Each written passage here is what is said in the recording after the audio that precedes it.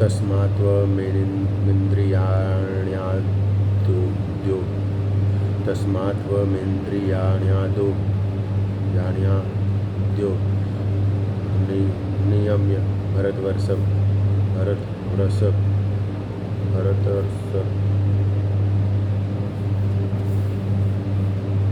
पापमानं प्रजहि येनं ज्ञानविज्ञाननाशनम्। तस्मात् अतः तुम इंद्रियों को आदो प्रारंभ में नियमित करके भरतवंशियों में श्रेष्ठ पाप में महान प्रतीक को प्रजहि दमन करो ही निश्चय ही एनम इस ज्ञान विज्ञान तथा शुद्ध आत्मा के वैज्ञानिक ज्ञान का नाशनम संहरता विनाश करने वाला। इसीलिए हे भरतवंशियों में श्रेष्ठ अर्जुन प्रारंभ में ही इंद्रियों को वश में करके इस पाप के महान प्रतीक काम का दमन करो और ज्ञान तथा आत्म साक्षात्कार के इस विनाशकर्ता का वध करो। तात्पर्य: भगवान ने अर्जुन को प्रारंभ से ही इंद्रिय संयम करने का उपदेश दिया, जिससे वह सबसे पापी शत्रु काम का दमन कर सके। जो आत्म साक्षात्कार तथा आत्मज्ञान की उत्कंठा को विनष्ट करने वाला है। ज्ञान का अर्थ है आत्म तथा अनात्मन के भेद का बोध, अर्थात यह ज्ञान की आत्मा शरीर नहीं है। विज्ञान से आत्मा की स्वाभाविक स्थिति तथा परमात्मा के साथ उसके बंधक का विनिष्ट ज्ञान सूचित होता है। श्रीमद् भागवत में 2.9.31 में इसकी विवेचना इस प्रकार हुई है। ज्ञानम परम गुह्यम में यद्विज्ञान समन्वितम सहर्षयम् तदंगम च ग्रहाण गतिम मया। आत्मा तथा परमात्मा का ज्ञान अत्यंत गुह्य एवं रहस्यमय है, किंतु जब स्वयं भगवान द्वारा इसके विविध पक्षों की विवेचना की जाती है तो ऐसा ज्ञान तथा विज्ञान समझा जा सकता है। भगवद गीता हमें आत्मा का सामान्य तथा विशिष्ट ज्ञान तथा विज्ञान प्रदान करती है। जीव भगवान के भिन्न अंश है, अतः वे भगवान की सेवा के लिए यह चेतना कृष्ण भावनामृत कहलाती है। अतः मनुष्य को जीवन की प्रारंभ से इस कृष्ण भावनामृत को सीखना होता है, जिससे वह पूर्णतया कृष्ण भावना भावित होकर तदनुसार कर्म करे। काम ईश्वर प्रेम का विकृत प्रतिबिंब है और प्रत्येक जीव के लिए स्वाभाविक है, किंतु यदि किसी को प्रारंभ से कृष्ण भावनामृत की शिक्षा दी जाए तो प्राकृतिक ईश्वर प्रेम काम के रूप में विकृत नहीं हो सकता। एक बार ईश्वर प्रेम के काम रूप में विकृत हो जाने पर इसके मौलिक स्वरूप को पुनः प्राप्त कर पाना दुसाध्य हो जाता है। फिर भी कृष्ण भावनामृत इतना शक्तिशाली होता है कि विलंब से प्रारंभ करने वाला भी व्यक्ति के विधि विधानों का पालन करके ईश्वर प्रेमी बन सकता है। अतः जीवन की किसी भी अवस्था में या जब भी इसकी अनिवार्यता समझी जाए, मनुष्य कृष्ण भावनामृत या भगवत भक्ति के द्वारा इंद्रियों को वश में करना प्रारंभ कर सकता है और काम को भगवत प्रेम में बदल सकता है, जो मानव जीवन की पूर्णता की चरम अवस्था है। इंद्रियाणि पराण्याहुरिन्द्रियेभ्यः परम मनसस्तु परा बुद्धिर्यो बुद्धे परतस्तु सः। इंद्रियों को पराणी श्रेष्ठ आहु कहा जाता है। इंद्रियेभ्य इंद्रियों से बढ़कर परम श्रेष्ठ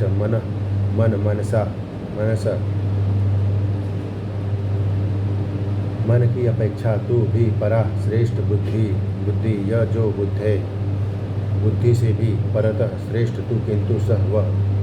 कर्मेंद्रिया जड़ पदार्थ की अपेक्षा श्रेष्ठ है। मन इंद्रियों से बढ़कर है, बुद्धि मन से भी उच्च है और वह आत्मा बुद्धि से भी बढ़कर है। तात्पर्य: इंद्रिया काम के कार्यकलापों के विभिन्न द्वार है। काम का निवास शरीर में है, किंतु उसे इंद्रिय रूपी झरोके प्राप्त है। अतः कुल मिलाकर इंद्रिया शरीर से श्रेष्ठ है। श्रेष्ठ चेतना या कृष्ण भावनामृत होने पर ये द्वार काम में नहीं आते।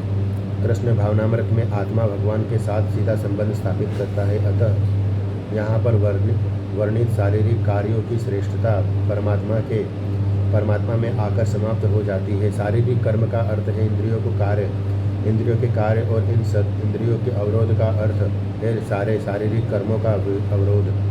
लेकिन चूंकि मन सक्रिय रहता है, अतः शरीर के मौन तथा स्थिर रहने पर भी मन कार्य करता रहता है तथा स्वप्न के समय मन कार्यशील रहता है, किंतु मन के ऊपर भी बुद्धि की संकल्प शक्ति होती है और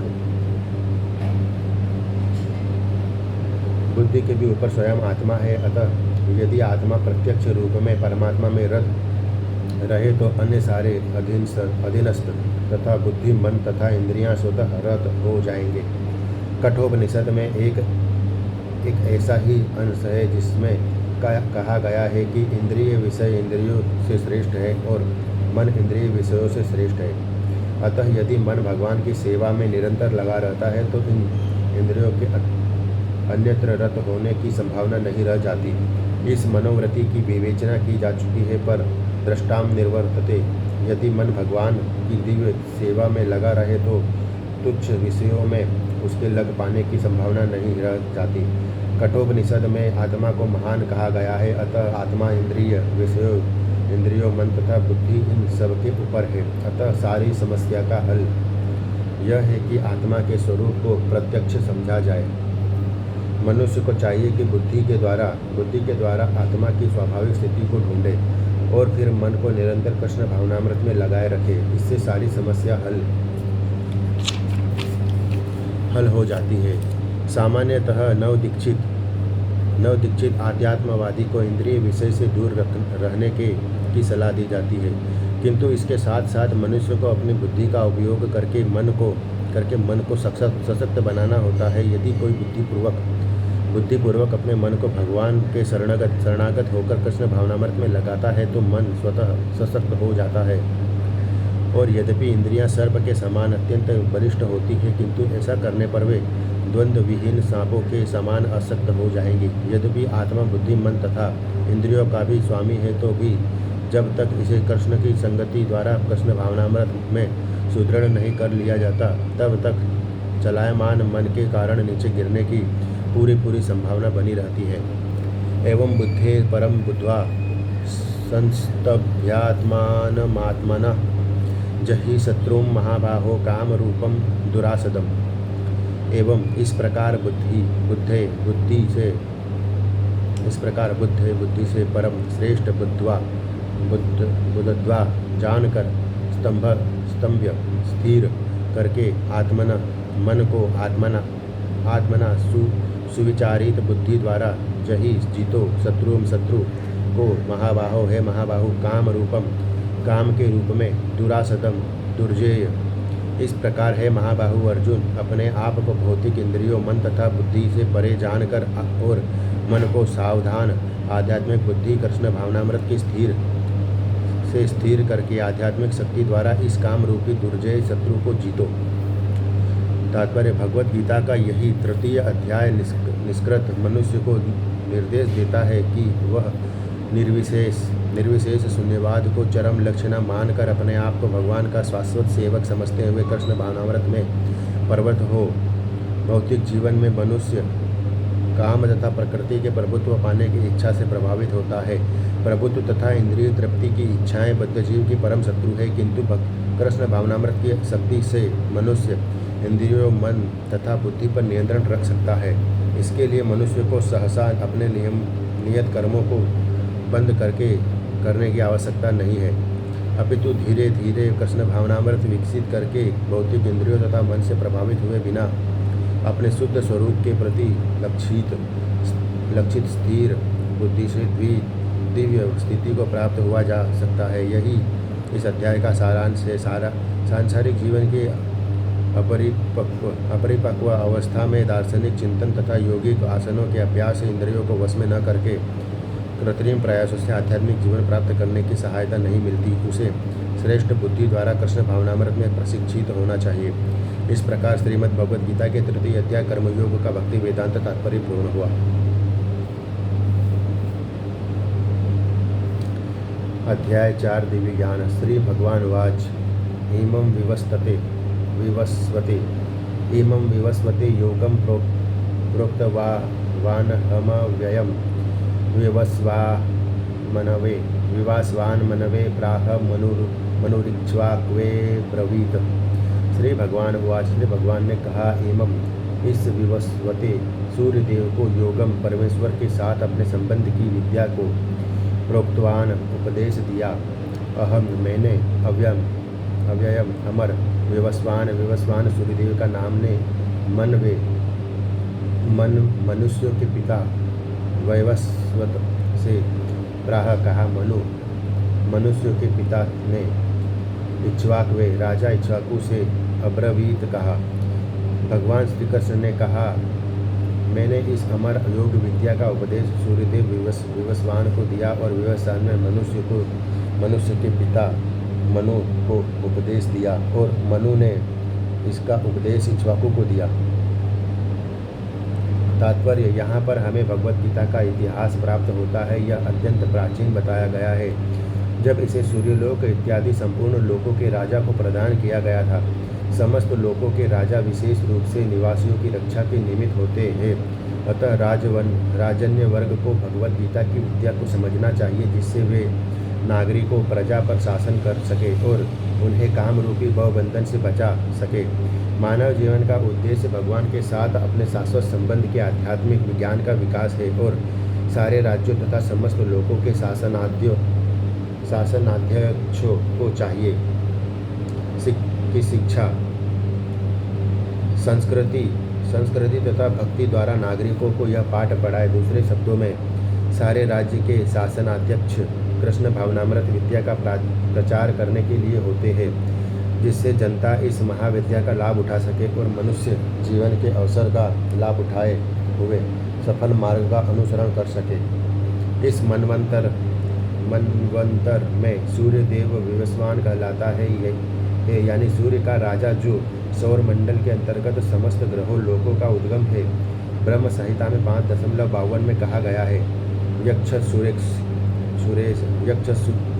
सुरेश सविता सकल ग्रहाणाम राजा समस्त सूर्यमूर्ति शेष तेजा यस्याज्ञया भ्रमति संव्रत काल चक्रो गोविंदमादि पुरुषम तमहम भजामि।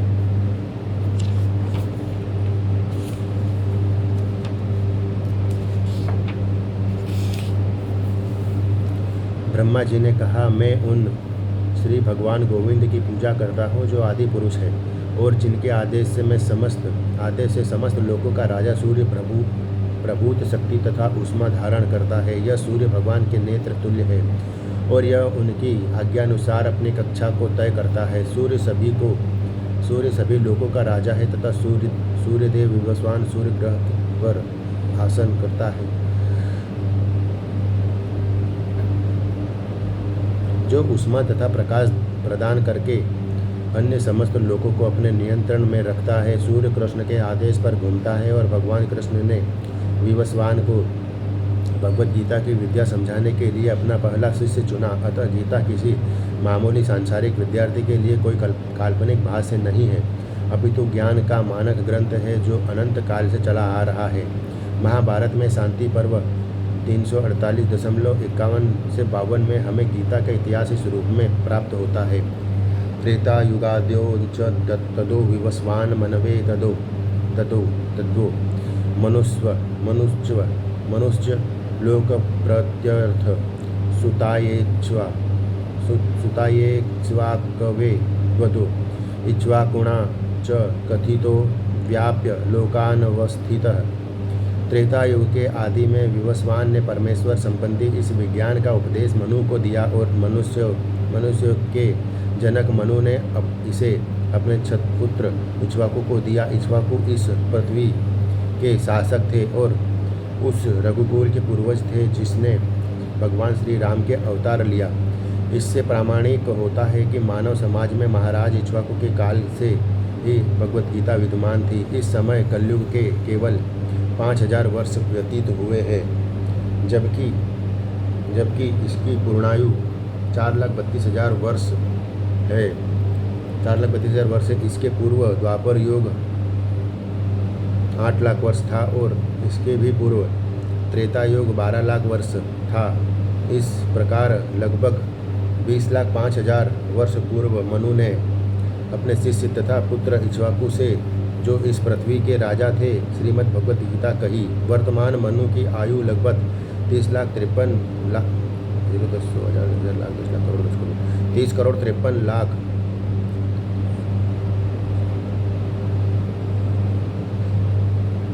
30 करोड़ 53 लाख वर्ष अनुमानित की जाती है। वर्तमान की आयु लगभग 30 करोड़ 53 लाख वर्ष अनुमानित की जाती है, जिसमें से 12 करोड़ 4 लाख वर्ष बीत चुके हैं। यह मानते हुए कि मनु के जन्म के पूर्व भगवान ने अपने शिष्य सूर्यदेव विवस्वान की गीता सुनाई। मोटा अनुमान यह है कि गीता कम से कम 12 करोड़ 4 लाख वर्ष पहले कही गई और मानव समाज में यह 20 लाख वर्षों से विद्यमान रही। इसे भगवान ने लगभग 5,000 वर्ष पूर्व अर्जुन से पुनः कहा। गीता के अनुसार ही तथा इसके वक्ता भगवान कृष्ण के कथन के अनुसार यह गीता के इतिहास का मोटा अनुमान है। सूर्यदेव विवस्वान को इसीलिए गीता सुनाई गई क्योंकि वह क्षत्रिय था और उन समस्त क्षत्रियों का जनक है जो सूर्यवंशी है। क्योंकि भगवत गीता वेदों के ही समान है, क्योंकि इसे श्री भगवान ने कहा था। अतः यह ज्ञान अपौरुषेय है, क्योंकि वैदिक आदेशों का यथारूप में बिना किसी मानवीय विवेचना के स्वीकार किया जाता है।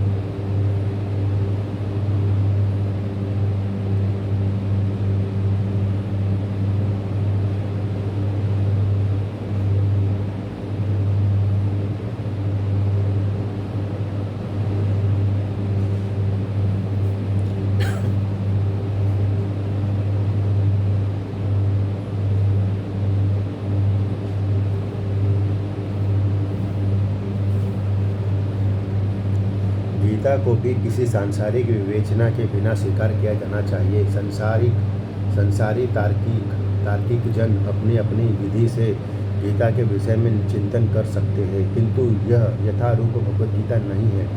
अतः भगवत गीता तो गुरु परंपरा से यथारूप में ग्रहण करना चाहिए। यहाँ पर यह वर्णन हुआ है कि भगवान ने इसे सूर्यदेव से कहा, सूर्यदेव ने अपने पुत्र मनु से और मनु ने अपने पुत्र इक्ष्वाकु से कहा। एवं परंपरा प्राप्तमिमं राजर्षयो विदुः स कालेनेह महता योगो नष्ट परंतप। एवं इस प्रकार परंपरा गुरु परंपरा से प्राप्त इमं इस विज्ञान को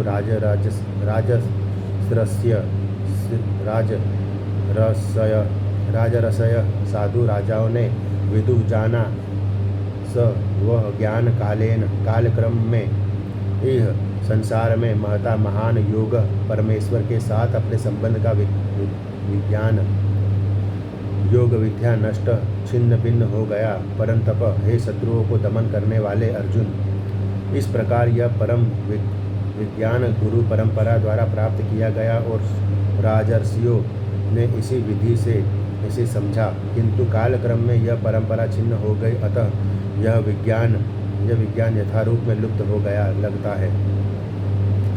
तात्पर्य यहाँ स्पष्ट कहा गया है कि गीता विशेष रूप से राजर्षियों के लिए थी, क्योंकि वे इसका उपयोग प्रजा के ऊपर शासन करने में करते थे। निश्चय ही भगवत गीता भी आसुरी पुरुषों के लिए नहीं थी, जिनसे किसी को भी इसका लाभ न मिलता और जो अपनी अपनी सनक के अनुसार विभिन्न प्रकार की विवेचना करते। अतः जैसे ही असाधु भाष्यकारों के सहित स्वार्थों से गीता का मूल उद्देश्य उच्छिन्न हुआ, वैसे ही पुनः गुरु परंपरा स्थापित करने की आवश्यकता प्रतीत हुई। 5000 वर्ष पूर्व भगवान ने स्वयं देखा कि गुरु परंपरा टूट चुकी है, अतः उन्होंने घोषित किया कि गीता का उद्देश्य नष्ट हो चुका है। इसी प्रकार इस समय गीता के इतने संस्करण उपलब्ध है, विशेषतया अंग्रेजी में, कि उनमें से प्रायः सभी प्रामाणिक गुरु परंपरा के अनुसार नहीं है। विभिन्न संसारी विद्वानों ने गीता की असंख्य टीकाएँ की है, किंतु वे प्रायः सभी श्री कृष्ण को स्वीकार नहीं करते, यद्यपि वे कृष्ण के नाम पर अच्छा व्यापार चलाते हैं। यह आसुरी प्रवृत्ति है, क्योंकि असुरगण ईश्वर में विश्वास नहीं करते, वे केवल परमेश्वर के गुणों का लाभ उठाते हैं। अतएव अंग्रेजी में गीता के एक संस्करण की नितांत आवश्यकता थी, जो गुरु परंपरा से प्राप्त हो। प्रस्तुत प्रयास इसी आवश्यकता की पूर्ति के उद्देश्य से किया गया है। भगवत गीता यथारूप मानवता के लिए महान वरदान है, किंतु यदि इसे मानसिक चिंतन समझा जाए तो यह समय का अपव्यय होगा।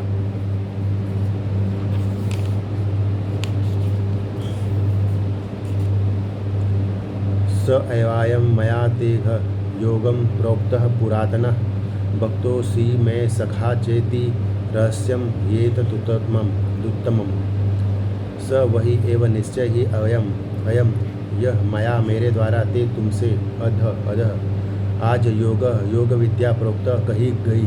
पुरातन अत्यंत प्राचीन भक्त असी हो, मैं मेरे सखा मित्र च भी इति, अतः रहस्य ही निश्चय ही एतत् यह उत्तमम दिव्य। आज मेरे द्वारा वही यह प्राचीन योग यानी परमेश्वर के साथ अपने संबंध का विज्ञान तुमसे कहा जा रहा है, क्योंकि तुम मेरे भक्त तथा मित्र हो, अतः तुम इस विज्ञान के दिव्य रहस्य को समझ सकते हो। तात्पर्य मनुष्य को दो श्रेणियां हैं, भक्त तथा असुर। भगवान ने अर्जुन को इस विद्या का पात्र इसीलिए चुना क्योंकि वह उनका भक्त था, किंतु असुर के लिए इस परम गोय विद्या को समझ पाना संभव नहीं है।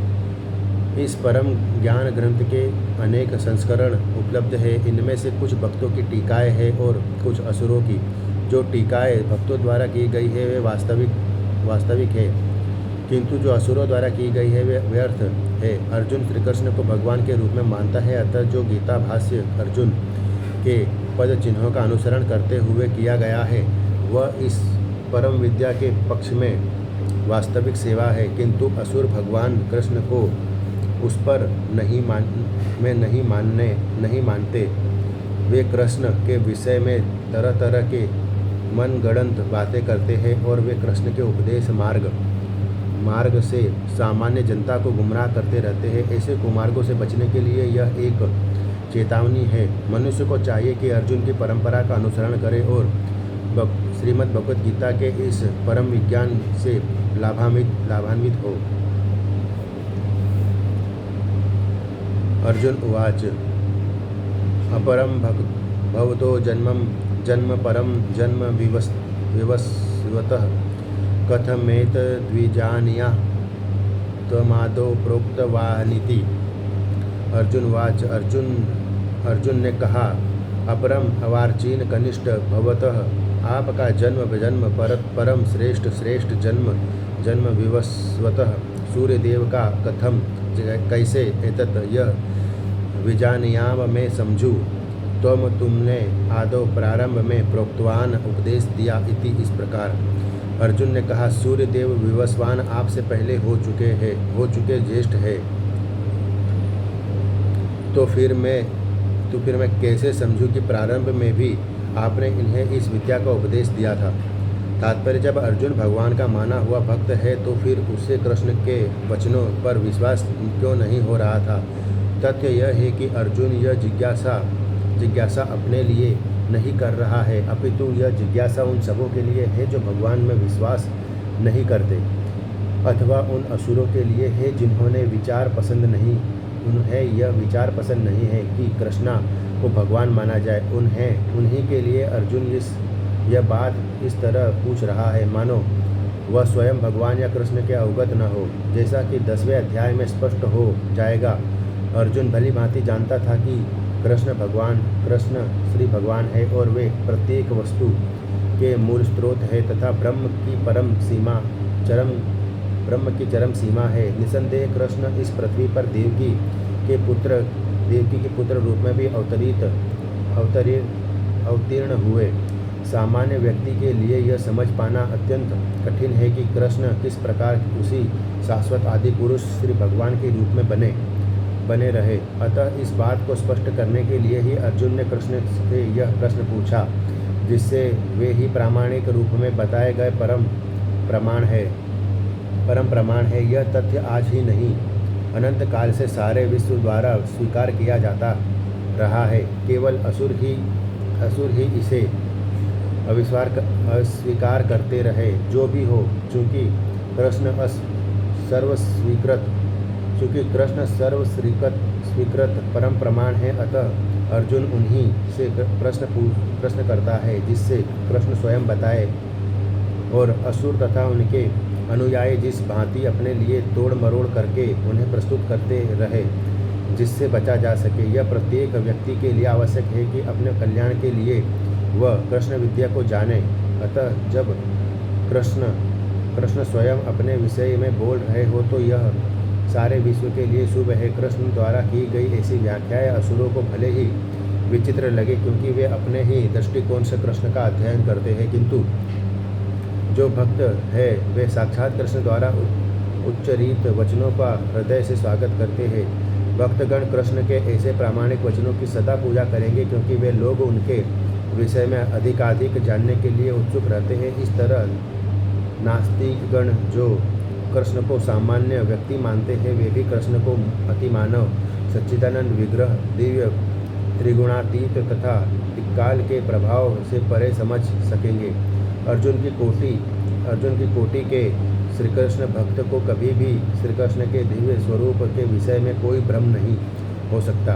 अर्जुन द्वारा भगवान के समक्ष ऐसा प्रश्न उपस्थित करने का उद्देश्य मन व्यक्तियों की नास्तिकतावादी प्रवृत्ति को चुनौती देना था, जो कृष्ण को भौतिक प्रकृति के गुणों के अधीन एक सामान्य व्यक्ति मानते हैं। श्री भगवान वाच, बहुनी में व्यतीतानि जन्मानि तव चार्जुन, त्यान्यहं वेद सर्वाणि न त्वं वेत्थ परंतप। श्री भगवान वाच, श्री भगवान ने कहा, बहुनी अनेक में मेरे व्यतीतानि बीत चुके जन्मानि जन्म तव तुम्हारे च भी अर्जुन, हे अर्जुन, तानि उन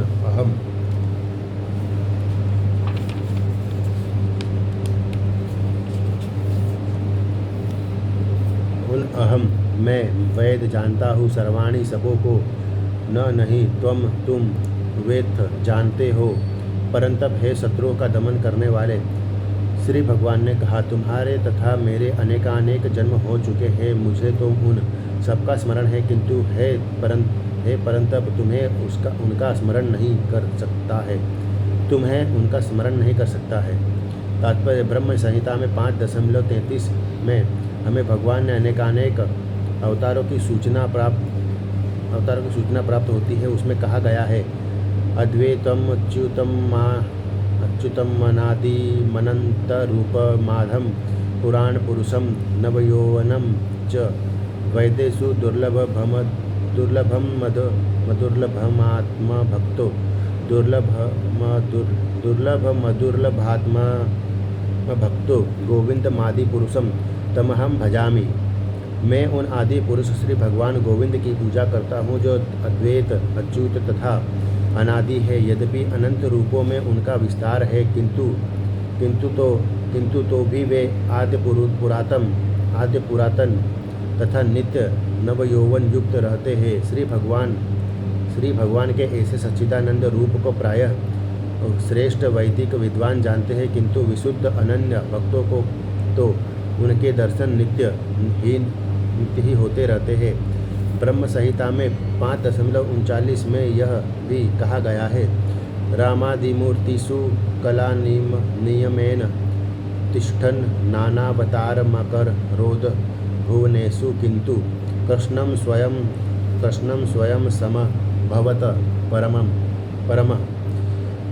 कृष्ण स्वयं समभवतः परमा पुमान यो गोविंदमादि पुरुषम तमह भजामि।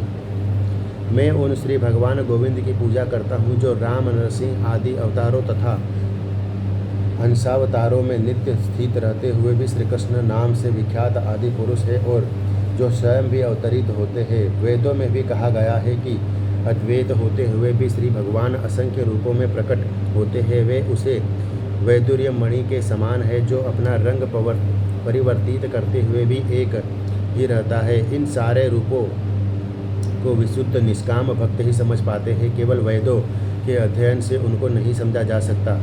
वेदेषु दुर्लभम दुर्लभ भक्ताम भक्तो, अर्जुन जैसे भक्त कृष्ण के नित्य सखा है और जब भी भगवान अवतरित होते हैं तो उसके पार्षद भक्त भी विभिन्न रूपों में उनकी सेवा करने के लिए उनके साथ साथ अवतार लेते हैं। अर्जुन ऐसा ही भक्त है और इस श्लोक से पता चलता है कि लाखों वर्ष पूर्व जब भगवान श्री कृष्ण ने भगवद गीता का प्रवचन सूर्यदेव विवस्वान से किया था तो उस समय अर्जुन भी किसी भिन्न रूप में उपस्थित था, किंतु भगवान तथा अर्जुन में यह अंतर है कि भगवान ने यह घटना याद रखी किंतु अर्जुन इसे याद नहीं रख सका। अंशरूप जीवात्मा तथा परमेश्वर में ही यही अंतर है। यद्यपि अर्जुन को यहाँ परम शक्तिशाली वीर के रूप में संबोधित किया गया है जो शत्रुओं का दमन कर सकता है, किंतु विगत जन्मों में जो घटनाएं घटी है उन्हें स्मरण रखने में वह अक्षम है। अतः भौतिक दृष्टि से जीव चाहे कितना भी बड़ा क्यों न हो, वह कभी परमेश्वर की क्षमता नहीं कर सकता। भगवान का नित्य संगी निश्चित रूप से मुक्त पुरुष होता है, किंतु वह भगवान के तुल्य नहीं होता। ब्रह्म संहिता में भगवान को अच्युत कहा गया है, जिसका अर्थ होता है कि वे भौतिक संपर्क में रहते हुए भी अपने को नहीं भूलते। अतः भगवान तथा जीव कभी भी सभी तरह के एक समान नहीं हो सकते। भले ही जीव अर्जुन के समान मुक्त पुरुष क्यों न हो। यद्यपि अर्जुन भगवान का भक्त है, किंतु कभी कभी वह भी भगवान की प्रकृति को भूल जाता है, किंतु देवी कृपा से भक्त तुरंत भगवान की अच्युत स्थिति को समझ जाता है, जबकि अभक्त या असुर इस दिव्य प्रकृति को नहीं समझ पाता। फल स्वरूप गीता के विवरण आसुरी मस्तिष्कों में नहीं चढ़ पाते। कृष्ण को लाखों वर्ष पूर्व संपन्न कार्यों की स्मृति बनी हुई है, किंतु अर्जुन को स्मरण नहीं है। यद्यपि अर्जुन तथा कृष्ण दोनों ही शाश्वत स्वभाव के हैं। यहाँ पर हमें यह भी देखने को मिलता है कि शरीर परिवर्तन के साथ साथ जीवात्मा सब कुछ भूल जाता है, किंतु कृष्ण सब स्मरण रखते हैं, क्योंकि वे अपने सच्चिदानंद शरीर को बदलते नहीं। वे अद्वैत है, जिसका अर्थ है कि उनके शरीर तथा उनकी आत्मा में कोई अंतर नहीं है। उनसे संबंधित हर वस्तु आत्मा है, जबकि बद्ध जीव अपने शरीर से भिन्न होता है, क्योंकि भगवान के शरीर तथा आत्मा अभिन्न है। अतः उनकी स्थिति तब भी सामान्य जीव से भिन्न बनी रहती है। जब वे भौतिक स्तर पर अवतार लेते हैं, असुरगण भगवान की इस दिव्य प्रकृति से तालमेल नहीं बैठा पाते, जिसकी व्याख्या अगले श्लोक में भगवान स्वयं करते हैं।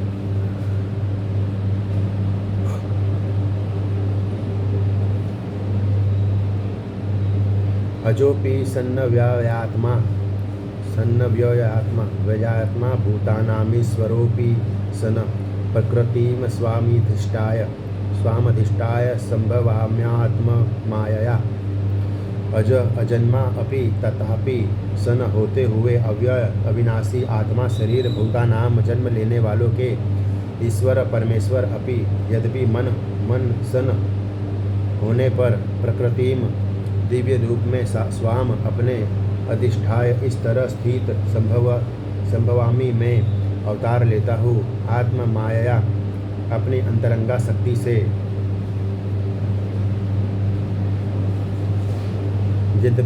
यद्यपि मैं अजन्मा तथा अविनाशी हूँ और यद्यपि मैं समस्त जीवों का स्वामी हूँ तो भी प्रत्येक युग में मैं अपने आदि दिव्य रूप में प्रकट होता हूँ।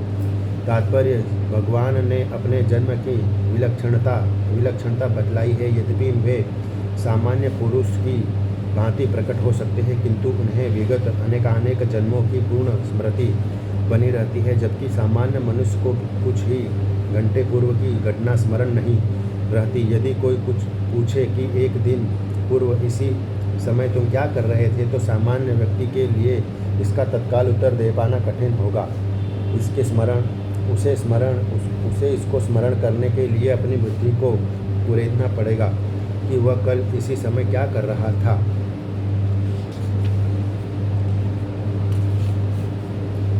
फिर भी लोग प्रायः अपने को ईश्वर या कृष्ण घोषित करते रहते हैं। मनुष्य को ऐसी निरर्थक घोषणाओं से भ्रमित नहीं होना चाहिए। जब भगवान दोबारा अपनी प्रकृति या स्वरूप की व्याख्या करते हैं, प्रकृति का अर्थ स्वभाव तथा स्वरूप दोनों है। भगवान कहते हैं कि वे अपने ही शरीर में प्रकट होते हैं। वे सामान्य जीव की भांति शरीर परिवर्तन नहीं करते। इस जन्म में बद्ध जीव का एक प्रकार का शरीर हो सकता है किंतु अगले जन्म में दूसरा शरीर रहता है। भौतिक जगत में जीव का कोई स्थायी शरीर नहीं है, अपितु वह एक शरीर है दूसरे में देहांतरण करता रहता है। किंतु भगवान ऐसा नहीं करते। जब भी वे प्रकट होते हैं तो अपनी अंतरंगा शक्ति से वे अपने उसी आदि शरीर में प्रकट होते हैं। दूसरे शब्दों में कृष्ण इस जगत में अपने आदि शाश्वत रूप में दो भुजाओं में बांसुरी धारण किए अवतरित होते हैं। वे इस भौतिक जगत से निष्कलुषित रहकर अपने शाश्वत शरीर सहित प्रकट होते हैं। यद्यपि वे अपने उसी दिव्य शरीर में प्रकट होते हैं और ब्रह्मांड के स्वामी होते हैं तो भी ऐसा लगता है कि वे सामान्य जीव की भांति प्रकट हो रहे हैं। यद्यपि उनका शरीर भौतिक शरीर की भांति क्षीण नहीं होता फिर भी ऐसा प्रतीत होता है कि भगवान कृष्ण बालपन से कुमारावस्था तथा कुमारावस्था से तरुणावस्था प्राप्त करते हैं। किंतु आश्चर्य तो यह है कि वे कभी युवावस्था से आगे नहीं बढ़ते।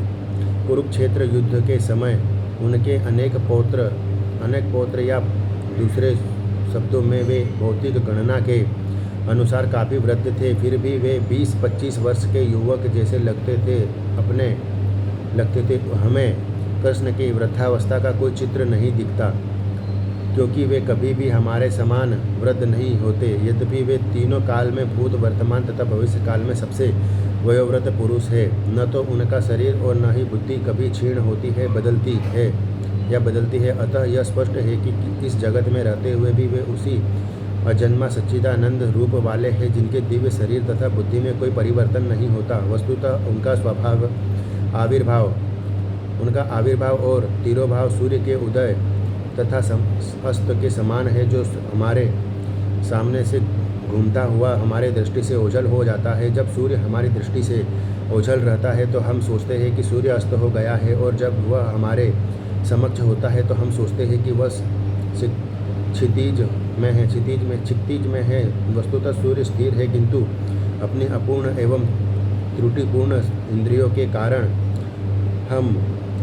हम सूर्य को उदय और अस्त होते परिकल्पित करते हैं, और जो कि भगवान का प्राकट्य तथा तिरोधान सामान्य जीव से भिन्न है। अतः स्पष्ट है कि वे शाश्वत है, अपनी अंतरंगा शक्ति के कारण आनंद स्वरूप है और इस भौतिक प्रकृति द्वारा कभी कुलुषित नहीं होते। वेदों द्वारा भी पुष्टि की जाती है कि भगवान अजन्मा होकर भी अनेक रूपों में अवतरित होते रहते हैं। वैदिक साहित्यों से भी पुष्टि होती है कि यद्यपि भगवान जन्म लेते प्रतीत होते हैं किंतु तो भी वे शरीर परिवर्तन नहीं करते। श्रीमद् भागवत में वे अपनी माता के समक्ष नारायण रूप में 4 भुजाओं तथा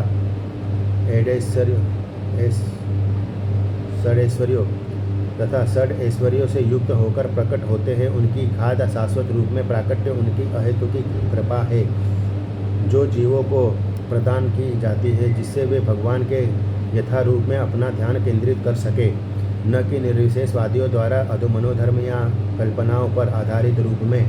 विश्वकोश के अनुसार माया या आत्मा माया शब्द भगवान की अहेतुकी कृपा का सूचक है।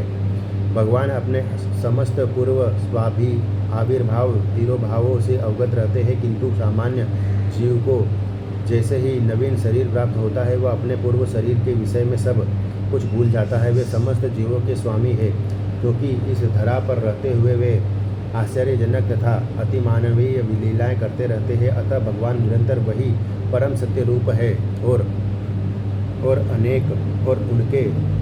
उनके स्वरूप तथा आत्मा में या अनेक गुण तथा शरीर में कोई अंतर नहीं होता। अब यह प्रश्न किया जा सकता है कि इस संसार में भगवान क्यों आविर्भूत होकर तिरोभूत होते रहते हैं। अगले श्लोक में इसकी व्याख्या की गई है।